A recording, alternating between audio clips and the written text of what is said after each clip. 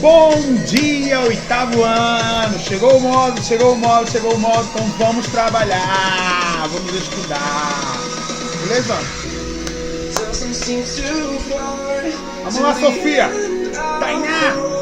Acorda aí, você que tá dormindo. Já tá acordando. Muito bem, Fábio Lucas, olha o Fábio Lucas aí, ó. Sem remela no olho. Totalmente presente aqui na aula virtual, cara. Que massa! Gente, começamos a falar na aula passada sobre continente americano, América Latina, divisão da América. Hoje nós vamos dar continuidade, né, e iniciar o módulo, né? Iniciando o módulo. É claro que algumas coisas vão ser passadas assim adiante, mas nós vamos precisar só da sua atenção, porque nós estamos relembrando o que já foi explicado nas aulas passadas. Então, o espaço geográfico da América Latina, o continente americano, a América Latina faz parte do continente americano, é a América que fala a língua que vem do latim, certo? Por isso que recebeu essa denominação. É composta por países que vêm do México até a América do Sul, descendo a sul, né? Aí ele está mostrando a cidade de La Paz, aqui na Bolívia, né? Nossa vizinha, Bolívia. E tem outra cidade aí, Machu Picchu, aí, ó, na América, cidade Inca, no Peru. E em cima aqui, ó, Porto do Madeiro, ponto turístico de Buenos Aires. Eu não fui para esse canto quando eu fui para Buenos Aires, mas tá aí, né? Então já conhecemos um pouco sobre a América Latina, né? Falamos nas últimas aulas. Nós vamos iniciar aqui falando sobre essas imagens, né? Que fala aí da...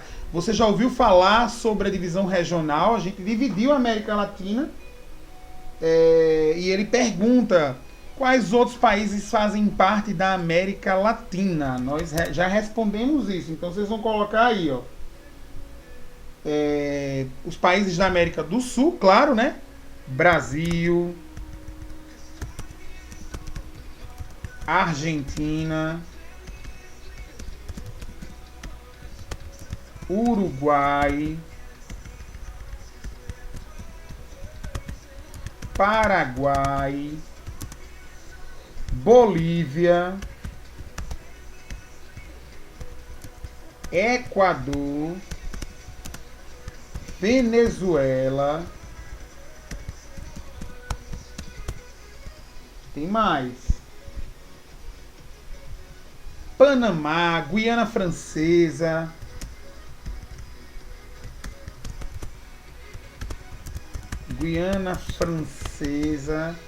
a gente viu nas últimas aulas, né? Que ela é um território. Que mais? Além do Panamá, Guatemala, México,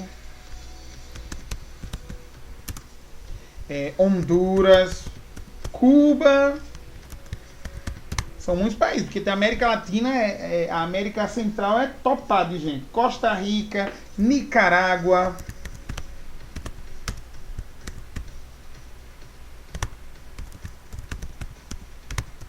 São vários, certo? Aí no módulo, que essa resposta é no módulo, você só precisa colocar...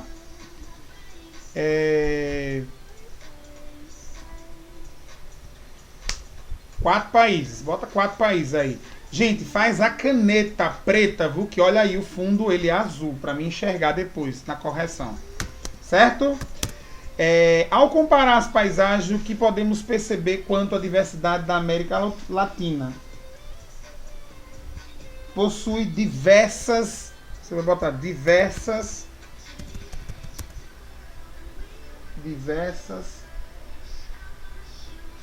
características naturais. Terceiro, ó, a cidade de La Paz revela uma característica marcante da América Latina. Qual é essa característica? Cidade de La Paz. Eu vi pela favela, né? Pela favelização que tem aí. Elevado índice de urbanização.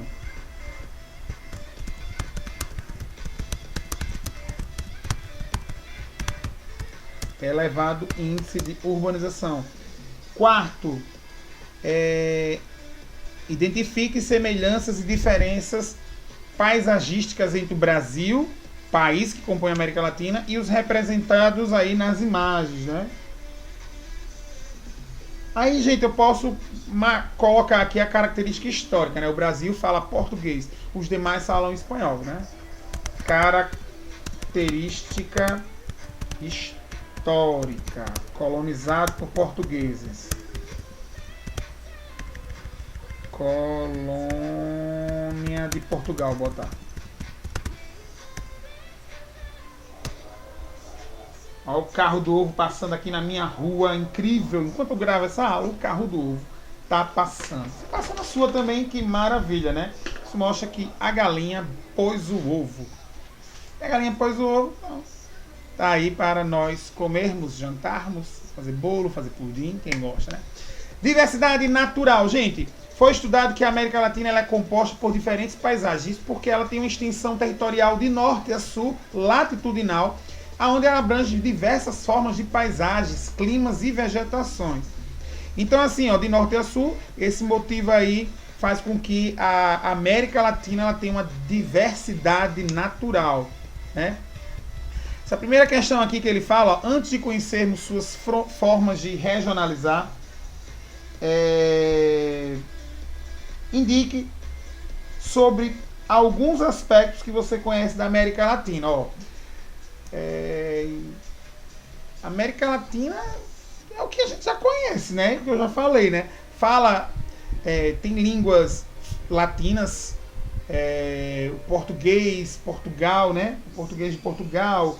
Aqui eu acho que, como ele diz resposta pessoal, a gente pode colocar assim, vegetação, rios, vegetação,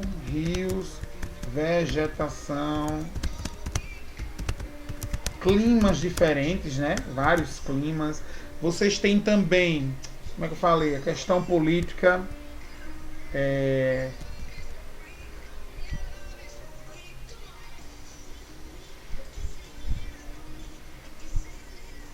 colônias políticas da Espanha, vou botar assim, viu? Todo mundo sabe. E também de Portugal, né? Então essa primeira aí, que é bem pequenininho o espaço aqui, então não dá nem para colocar. Então vamos para a segunda. A partir de seus conhecimentos sobre regionalização, converse com seus colegas, que vocês não podem ver seus colegas aí do lado, e aponte a possibilidade da divisão regional para o continente americano. Aí vocês vão colocar assim, ó, divisões norte, centro, sul. É a divisão, né? A América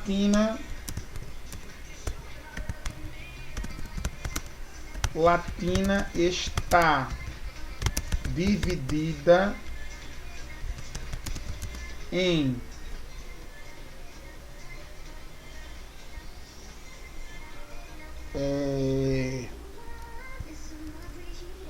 norte, nordeste, centro, leste, a divisão que a gente está colocando aqui, que a sugestão do módulo. Por exemplo, divisões como norte, centro, sul, né? O sul também está faltando.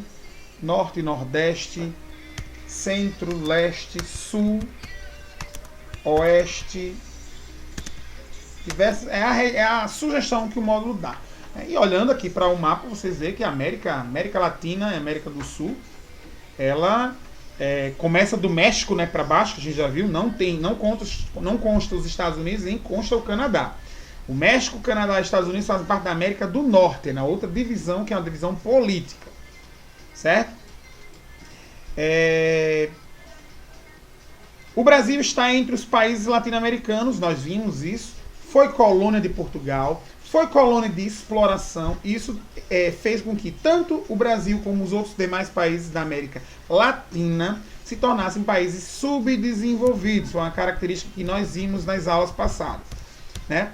As diferenças culturais entre as Américas são grandes, né? Tanto porque foi influência portuguesa, influência italiana, influência espanhola, influência alemã. Vocês sabem que o sul do Brasil teve influência alemã, né? O sul do Brasil também teve influência espanhola, né? tivemos imigrantes europeus e imigrantes asiáticos que chegaram, né? Então, tem diversas características. Então, assim, ele diz aqui, vamos entender melhor os aspectos culturais. Então, a cultura está relacionada à forma de colonização. Esse cara aí é chatinho, o cara da fruta, do ovo. No 7º ano, vimos que...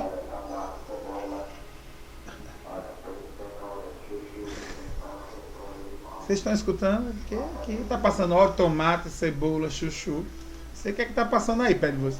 Olha aqui as dançarinas de Coimbra, na Colômbia. Tainá, Sofia dançando aqui, ó. Abertura dos jogos. Bonito vocês, hein? O ritmo é típico desse país, que se originou a partir da vinda dos escravos africanos. A maioria das danças latino-americanas tem descendências escravas, certo? As danças europeias, que são mais tradicionais em relação à cultura europeia, são poucas, mas existe. No sul do Brasil mesmo, existe por demais. Um dos principais aspectos culturais nas diferenças dos países americanos é a língua. Olha aqui, ó. Vamos ver a América anglo-saxônica e a América Latina. Os saxões que tiveram a língua inglesa, francesa, alemã, né, os saxões, e a América do Sul, junto com a América Central e o México. O México não faz parte da América Central, reforçando isso daí. Aqui tem acho que é um livro ou é um filme isso aqui. É uma imagem, né? Que mostra a invasão dos espanhóis no Império Azteca. A gente estudou o Império Azteca. Não lembro se foi com vocês. Eles foram invadidos. Machu Picchu, Tenochtitlan, né? Uma cidade mexicana, foi destruída pela invasão europeia, né? Eles invadiram. Então aqui nessa primeira questão dessa página ele diz: você sabe dizer quais são as diferenças linguísticas entre as duas opções continentais apresentadas no mapa? Quem não souber, leva para casa uma orelhinha. Apontar a diferença da língua inglesa na América do Norte, espanhol. Isso aí. Ó, eu sei que a América do Norte, vamos lá. América do Norte. Inglês predominante, tem que falar, né? Inglês predominante. E teve também o francês, mas não vou colocar não, certo? América Central. Teve o espanhol. Por isso que quando vocês terminam o ensino fundamental, e algumas escolas já dão, né? Tem aula de espanhol. Chega no ensino médio, é obrigatório o inglês e o espanhol. O inglês, que é a língua universal, e o espanhol, porque é a segunda língua, a primeira língua, no caso, da América. Então, se tornou obrigatório. Tem gente que prefere um francês, um alemão, aí tem que fazer por fora da escola, não faz dentro da escola, né? Tiago, eu faço aula de cultura germânica, que é o alemão, né? Como é que eu faço para fazer isso? Aí você tem que trazer as notas da escola de línguas, né? Para que ela possa substituir a sua nota até nas escolas. Isso não sei, é verídico isso, né? Tem que ver isso aí, se é verídico.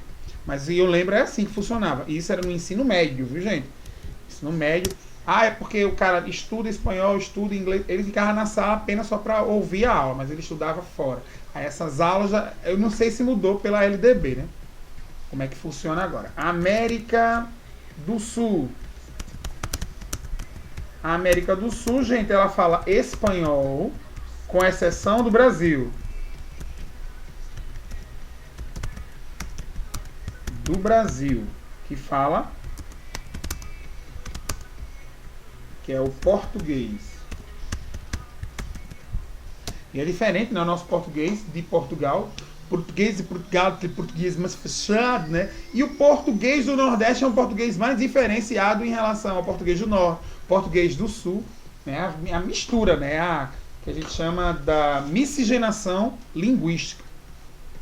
Com base nos seus conhecimentos sobre a colonização do continente americano, você saberia explicar quais as formas de colonização implantadas em cada uma das regiões, nós falamos, né?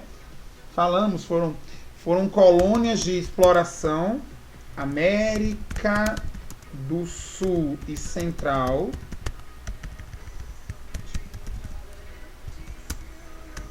foram colônias de exploração. América do Norte, que a gente sabe que é México, Estados Unidos e Canadá, apenas o Canadá e Estados Unidos, depois eu vou botar aqui, gente, Canadá e Estados Unidos, essa parte da América do Norte, foram colônia de povoamento. Já vi, Fábio Lucas, que tem com essa ali faltando. Foram colônias. Certo? Então, essa daí que a gente pode falar. Página 8. A América, ela é dividida em paisagens. Essas paisagens, elas são diferenciadas na própria América Latina, né? Esse saiba mais aqui que ele diz, ó, as línguas neolatinas, aquelas que se originam do latim e de anglo-saxônicas, aquelas que se derivam do inglês e do alemão e também do francês, viu? Lembrando que o Canadá, Quebec, parte do Canadá, a cidade de Quebec, é obrigatório falar francês e inglês ao mesmo tempo. América Latina, como já foi explicado, foram implantadas colônias de exploração. Eles exploravam todo o litoral da América Latina, levavam toda a riqueza para a metrópole. A metrópole era quem? Portugal e Espanha. Então a exploração fazia com que as metrópoles se tornassem ricas. A colônia de povoamento, não, eles povoavam, traziam a coroa inglesa para a parte lá da América do Norte, deixando com que a região se tornasse uma região de criação de vilas, de cidades. Depois começavam a explorar as regiões, certo? As paisagens naturais, aí vem o clima, a vegetação da América. O clima nós falamos também, né? Clima tropical, clima equatorial, clima semiárido no sertão nordestino, clima desértico no deserto do Atacama, clima subtropical. Então, a América Latina, ela tem essa questão climática diferenciada, né? De norte a sul, e tem também o clima frio de montanha, né? Que acompanha a Cordilheira dos Andes. Nas vegetações, nós temos aí as vegetações predominantes tropical, né? A floresta equatorial amazônica é uma floresta tropical equatorial, que ele diz aí, certo? Tem o tropical savana, que é o cerrado. Aí essas vegetações de savana e cerrado que aparece aí na América. Temos a vegetação de estepes, né? Ele diz vegetação de deserto, né? Vegetação que consegue aparecer nas formas de deserto. É incrível isso, né? De acordo com os mapas, a América Latina apresenta diversidades nos climas e nas coberturas vegetais. Considerando seus conhecimentos prévios e os mapas apresentados, aponta o fator que possibilita tal diversidade natural, né? A extensão latitudinal. Essa questão aqui é muito fácil, porque a gente tinha falado, né? A extensão latitudinal faz com que apresente diversas vegetações e climas. Ampla extensão longitudinal no sentido norte-sul favorece a formação de uma diversidade de paisagens naturais, né? A gente já viu isso. A resposta que tá aqui. Ele pede para voltar aos mapas, a gente não vai voltar. Tem para quê? Com base nos seus conhecimentos dos mapas, responda quais relações podem ser estabelecidas entre o clima e a cobertura vegetal. A vegetação, ela acompanha o clima. Veja que o clima semiárido que acontece no Nordeste brasileiro, ela tem uma vegetação específica, que é uma xerófila, vegetação de caatinga. A caatinga, ela acompanha o clima semiárido. A região de clima equatorial e tropical acompanha a vegetação tropical de quente e seco, que é da caatinga, né? Clima semiárido. As vegetações são Mata Atlântica, floresta tropical, né? E também nós temos a própria floresta amazônica, certo? Então, ela vai apresentar diversas características. Nós vimos isso, né? Aqui ele fala sobre o deserto de Chihuahua, no norte do México, sudoeste dos Estados Unidos. É uma zona semiárida, lembra o Nordeste brasileiro. Aqui, ó, floresta da Valdaviana, no Chile. Nessa região predomina o clima temperado. Também tem altitude, tem a presença, como é que se diz? Das massas de ar, né? Do Chile está pertinho do Oceano Pacífico. Então, a presença das massas de ar fazem alterações climáticas. Na página 10, tem aí, ó, analise os mapas novamente e verifique onde esses climas e coberturas vegetais apresentados nas imagens acima se repetem no território latino-americano. Se necessário, utilize um mapa. Não vou usar um mapa, porque sou eu que vou dar a resposta aqui. Vocês vão colocar assim, ó. Segundo o mapa, além do México, o clima e a vegetação semiáridos. Segundo o mapa, além do México,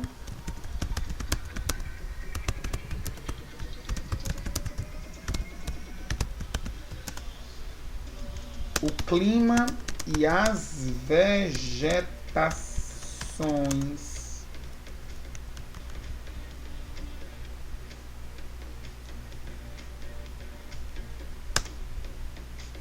do semi-árido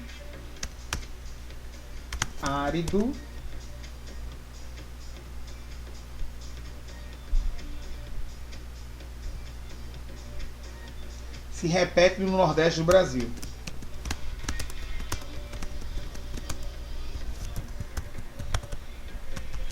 Se repete no Nordeste. Eita, Brasil. Já as florestas temperadas estão presentes no sul do Brasil e no norte da Argentina.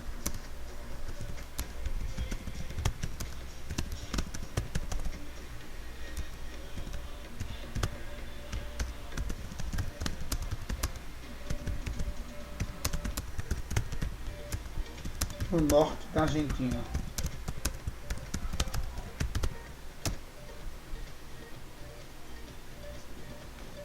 Então nós temos aí, apesar da maior parte da população viver em áreas urbanas, muitos povos habitam esses lugares, né? De paisagens naturais que nós desconhecemos poucos. Então aqui esse quarto ele vai fazer uma pergunta que a gente não vai precisar responder, que ele diz assim, ó, o que mudaria em cada lugar com essas características. Gente, é diferente o clima do Nordeste para o clima do Sudeste. Então as características são totalmente diferentes das regiões. Então elas estão sendo influenciadas por massas de ar ou até mesmo pelo o relevo, né, que impede a formação de chuvas no interior do Nordeste, que o Planalto Borborema acontece muito no Nordeste do Brasil. Lá no Chile, o deserto do Atacama, ele tem também a questão do próprio relevo, que impede a formação do clima. Né? Olha aqui, ó, que ele mostra já a Cordilheira dos Andes. Ele diz aqui outro exemplo de lugares habitados aí, que a região da Cordilheira dos Andes tem poucas habitações, né? O Nordeste brasileiro não é muito habitado, você já estudou isso. O mapa aí ao lado, que é o sul da Argentina, o centro da Argentina, a localização dos Mapuche. Analise com atenção e responda o que ocorreu com as terras desses povos ao longo dos anos. Vocês vão colocar assim, ó, devido aos conflitos, os Machupes,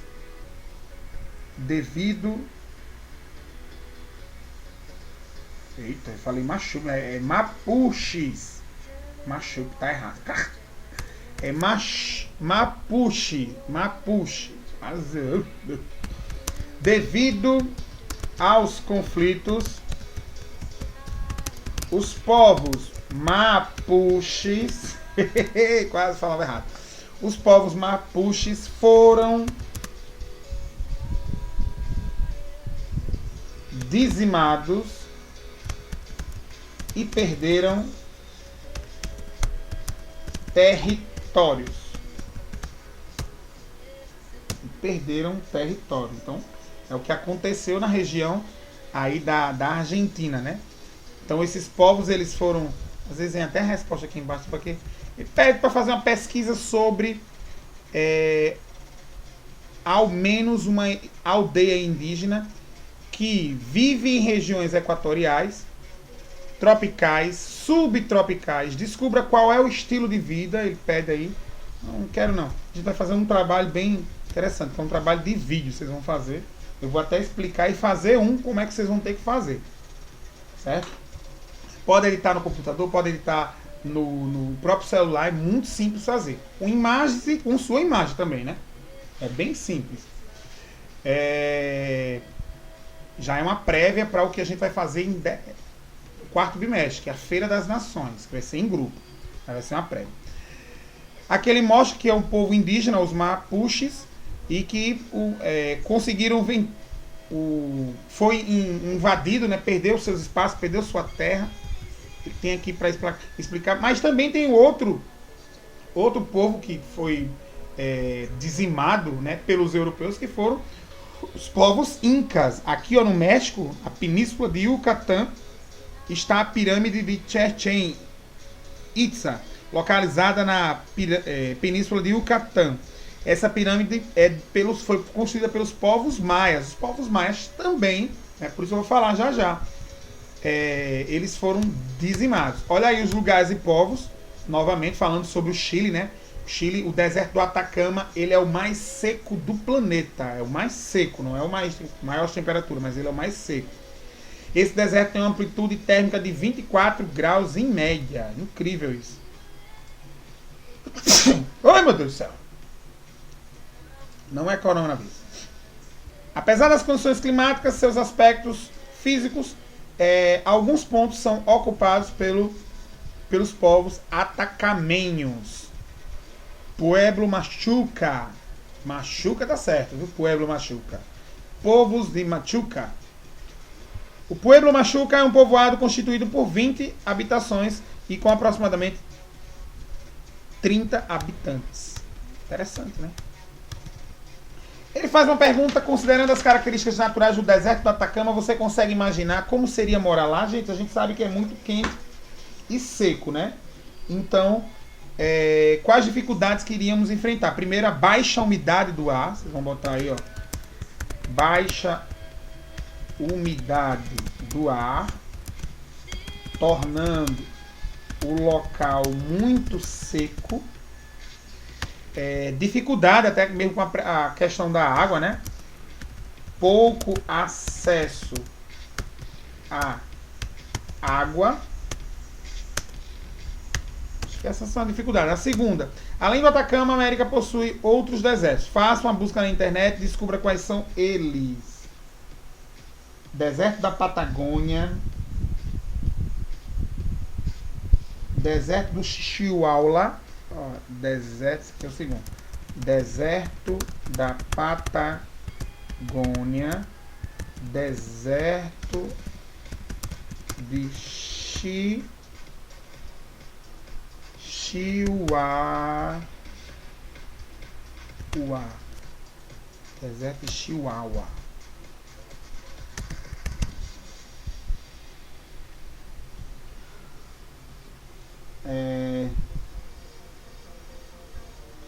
Tá louco. Tá bom, né? Oxi. Quer saber dos desertos dos outros lugares? Mas na cidade não tem deserto. O Fábio tá aí reclamando já. Aqui eu quero saber do deserto dos outros lugares, né? Tem só que aprender. Tem deserto lá fora. A América Latina é dividida em extensão diversas naturezas, né? Que a gente viu. Possui também muitas fontes de energias renováveis e não renováveis. Vocês vão estar estudando as fontes de energias também na aula de ciências, viu? Em ciências você está estudando justamente esses recursos aí. A América Latina, ela tem a usina hidrelétrica, a maior do mundo é da Itaipu ainda. A maior usina hidrelétrica do mundo é de Itaipu, que fica São Paulo, Paraguai. Aqui ele está mostrando a de Iacireta,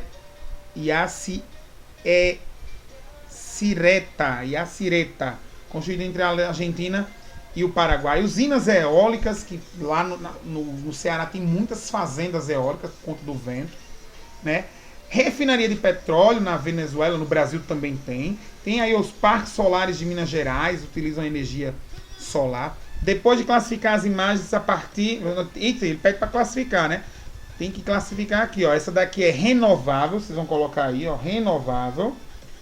A eólica é renovável também. A solar é renovável. E a petrolífera, ela é não renovável. Vou botar aqui. Hidrelétrica renovável. Eólica renovável.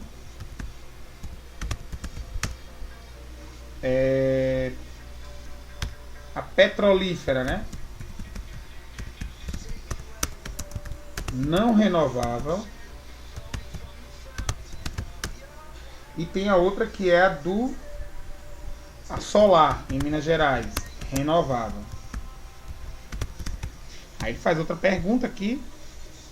Depois de classificar as imagens a partir do que você estudou, explique a diferença entre a renovável e a não renovável. Que estamos vendo isso em ciências. Ó. A renovável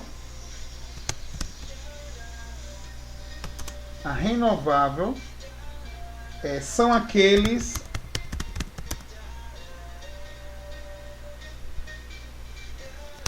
que têm rápida capacidade de regeneração.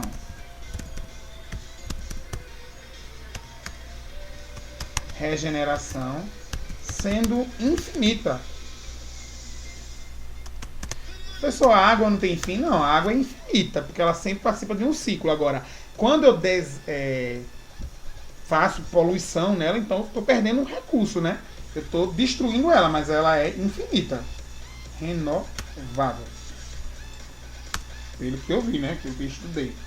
E a não renovável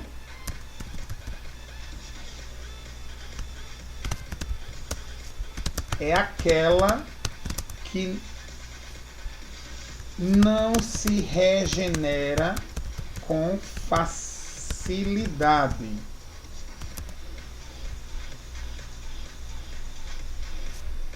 Ou seja, os combustíveis fósseis. Os combustíveis fósseis. Os recursos hídricos da América Latina, né? O continente, só a América Latina tem vários rios que poderiam abastecer várias situações, acabar aí com problema de água de vários países, né? Então, nós temos uma grande bacia hidrográfica, várias bacias hidrográficas. Nós temos a do São Francisco que vai para o Nordeste, a Amazônica do Norte, Tocantins, Araguaia no Norte, Bacia do Paraná na região Sul e Sudeste, né? Então, ele faz uma pergunta aqui, ó. Observando especialmente os rios e os mapas, podemos dizer que os recursos hídricos são distribuídos igualmente por toda a América Latina. Explique as respostas. Eles são desiguais, né? A maioria corre para o leste, ó. Eles são desiguais. Eles são distribuídos de forma desigual. Eles são distribuídos de forma desigual. Além da influência do relevo. Além da influência do relevo. O segundo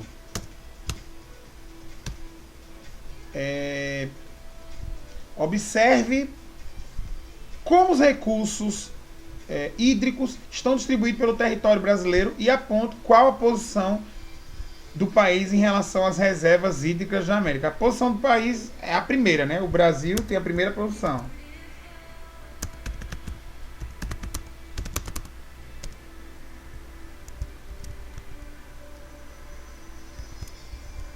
Eu não aprendi a fazer isso. Cadê ele?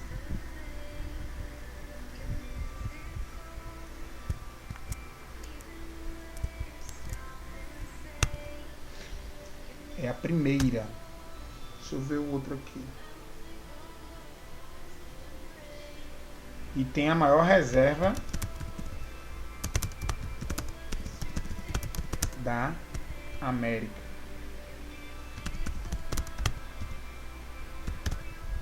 Ficar até todo o continente americano. Na outra página, página 15, ele mostra que como é possível perceber a América Latina possui significativas reservas de recursos hídricos. América Latina. Aqui, ó, se eu for mostrar para vocês o verde escuro aí, a bacia amazônica, o salmão aí, a bacia Tocantins-Araguaia, amarela aí, ó, bacia do Paraná, que tem a do Uruguai e do Paraguai, tudo junto.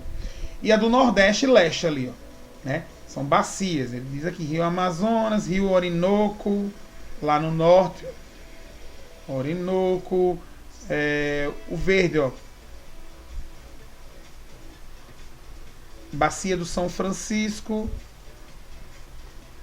e Atlântico. São Francisco, é porque tá pequenininho aqui para mim, mas eu sei que é isso, certo? A bacia do Paraná, ela é formada pelos rios Paraná, Rio Uruguai e Rio Paraguai. A bacia do Amazonas, ela é formada por vários rios da vertente do Amazonas, né? Rios que correm do norte para sul e rios que correm do sul para o norte. Xingu, Tapajós, Rio Madeira, Solimões, Rio Negro, formando a bacia do Rio Amazonas. A bacia do Rio Orinoco possui uma área de 880 mil quilômetros quadrados, localizados entre a Venezuela e a Colômbia, com mais de 2.700 quilômetros, certo? Deixa eu ver aqui. Identifica a partir da observação o mapa a maior bacia hidrográfica da América do Sul, bacia do Rio Amazonas. Não tem nem o que falar isso aqui. Todo mundo sabe. Bacia do Rio Amazonas, a maior da América do Sul.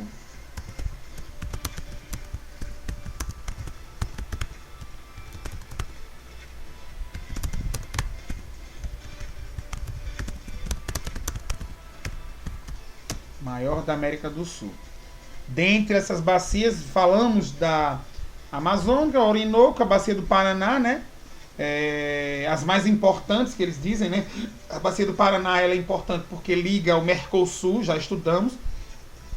Do Rio Orinoco, porque está no norte, entre a Bolívia e a Venezuela, e tem uma grande importância para a natureza. A bacia do Rio Amazonas é a maior, né, do país.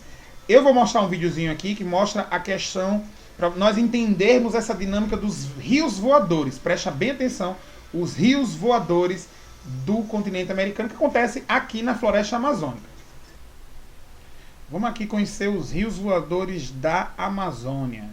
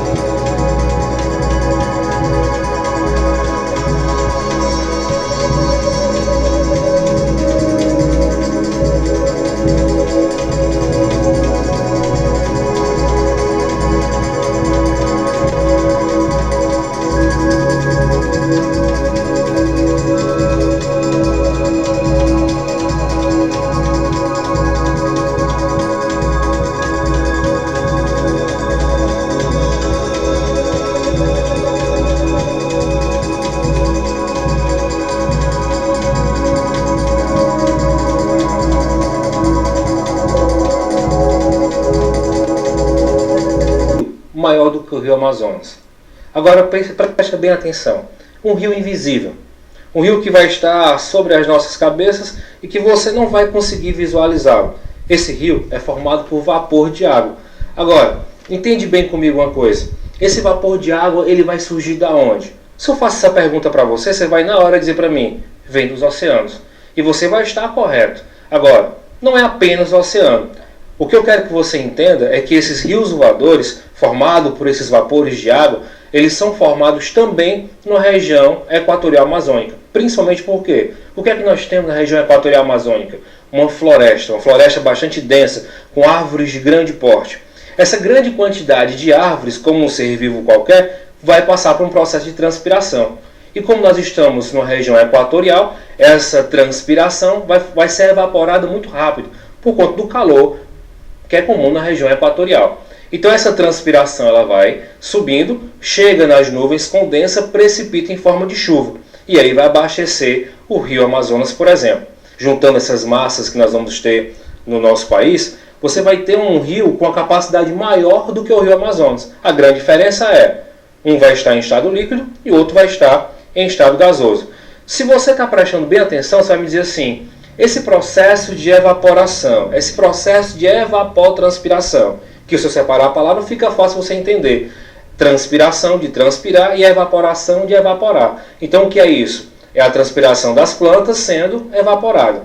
Se você está entendendo bem isso, vai me dizer o seguinte, isso não são massas de ar? Exatamente. Os rios voadores são as massas de ar. Você vai ter, por exemplo, nessa região que a gente está colocando, a região Amazonas, a região da Amazônia, você vai ter o quê? Você vai ter a massa equatorial continental. Essa massa equatorial continental é uma massa quente e úmida. Aí você vai parar a pensar, mas ela não nasce no continente? E geralmente quando nasce no continente, ela não é uma massa seca? Geralmente. Você está lembrando bem da massa tropical continental. A massa tropical continental que fica na região central do nosso país, ela vai ser realmente uma massa quente e de baixa umidade. Por quê? Porque nós não temos nessa região uma floresta tão densa como a Amazônia. No caso do norte, essa massa equatorial continental, ela vai ter uma grande quantidade de umidade. Assim como a massa equatorial atlântica, não mais apenas pelo motivo da floresta, mas também por conta dos oceanos. E lá embaixo, no sul do país, com a massa polar atlântica, que diferente das outras é uma massa fria, porque nasce nos polos, mas também é uma massa bastante úmida por conta da região do Atlântico.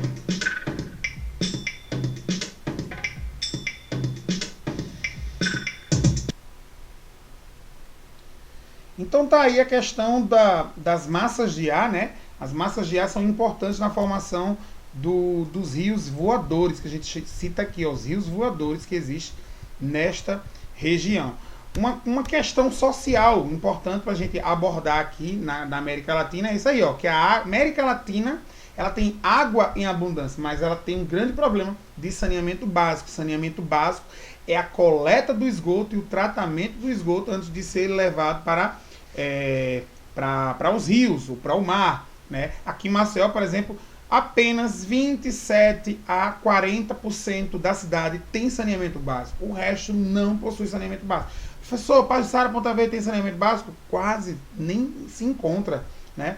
Nem se encontra o saneamento básico, porque é um problema generalizado. Para onde vai essa água?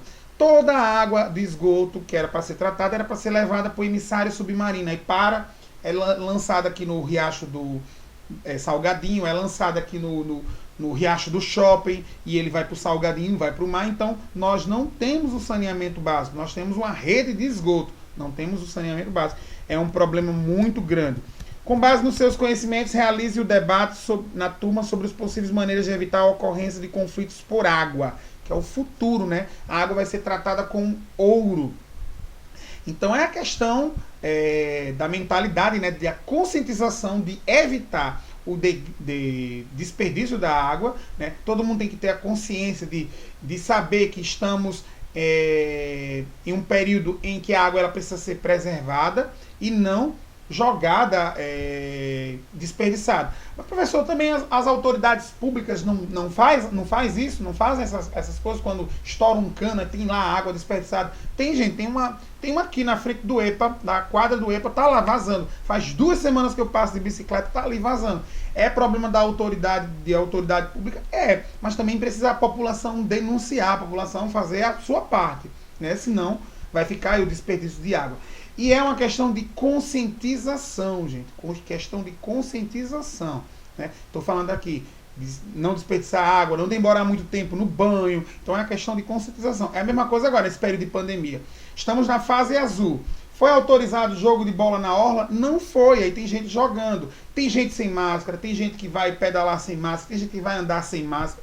Eles estão achando que acabou a pandemia. A pandemia não acabou. Minha preocupação como professor é que venha um surto da segunda onda maior se as pessoas não tomarem cuidado, porque a doença é séria, todo mundo já viu isso. Então é a questão de conscientização. Aí eu vejo parte de bicicleta com a máscara, eu vejo pessoas sem máscara. É uma questão de conscientização. Você quer pegar corona, anda sem máscara para você ver o que acontece.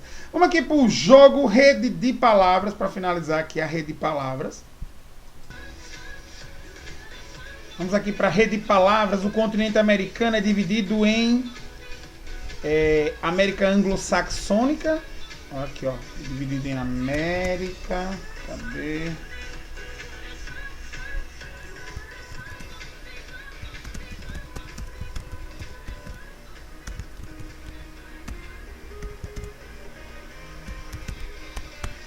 América Anglo-Saxônica e outra aqui, ó, América Latina.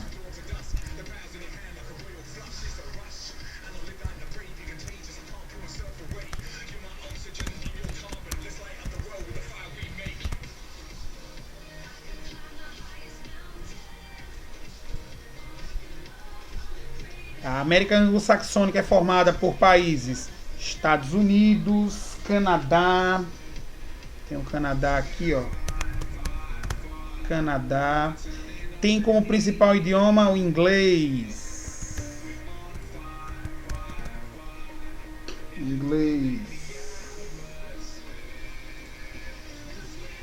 Foram colônias de povoamento. Já a América Latina, principais idiomas: português, espanhol,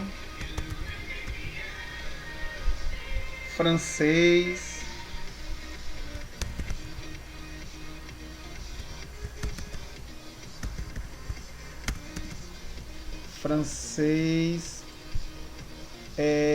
foram colônias de exploração.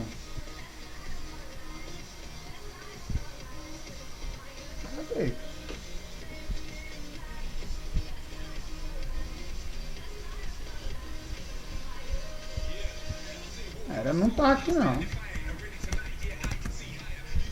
Foram colônias de exploração. Seguindo essa setinha aqui, ó.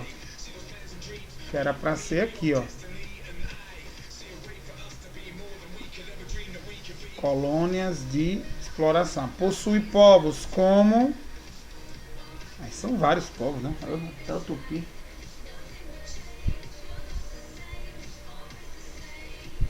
Atacamenhos, a gente viu isso.